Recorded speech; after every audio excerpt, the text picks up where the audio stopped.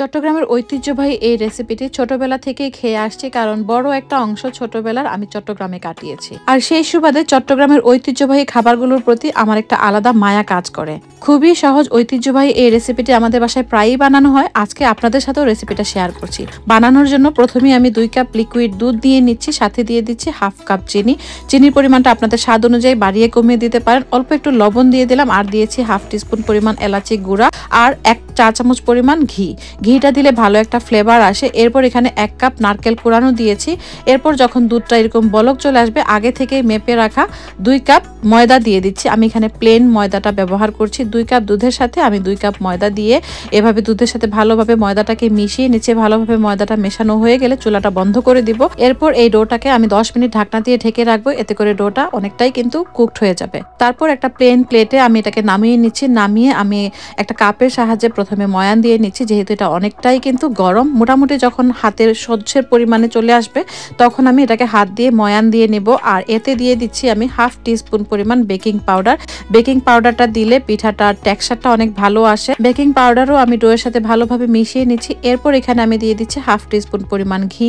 আর এই ঘি ব্যবহার করলে ডোটার মধ্যে সুন্দর একটা ফ্লেভার আসবে। এরপর হাতেও আর লেগে যাবে না। দেখুন আমি ঘি মাখানোর পরে কিন্তু আর হাতে লেগে যায়নি। এরপর এই ডোটাকে আমি 2টা ভাগে ভাগ করে নিয়েছি। আপনারা আপনাদের পছন্দ অনুযায়ী ভাগ করে নেবেন।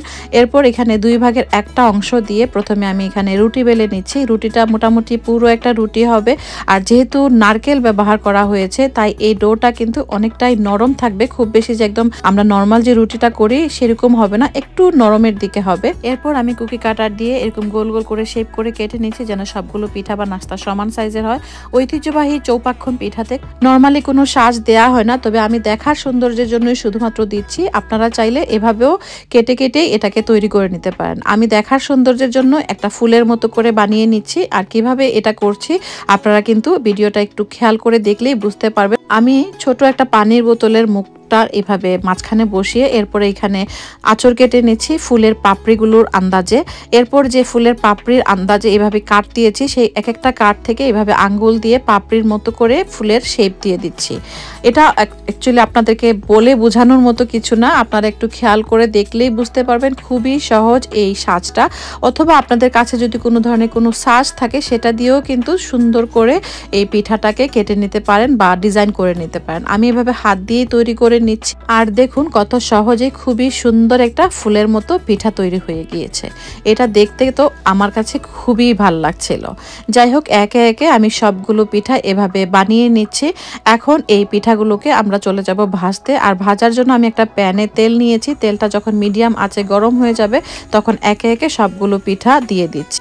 মূলত ঐতিহ্যবাহী এই চৌপাক্ষণ পিঠা 2 ভাবে বানানো হয়। আজকে আমি একরকম করে তৈরি করছি, অন্য এক যে পদ্ধতিতে আছে সেটাও ইনশাল্লাহ আপনাদের সাথে শেয়ার করব। সেটা কিন্তু আরো বেশি সুস্বাদু। যদি আপনাদের ভালো লাগে এরকম পিঠার রেসিপি, অবশ্যই কিন্তু আমাকে কমেন্ট করে জানাবেন। আমিও কিন্তু খুবই ভালোবাসি ঐতিহ্যবাহী রেসিপিগুলো তৈরি করতে।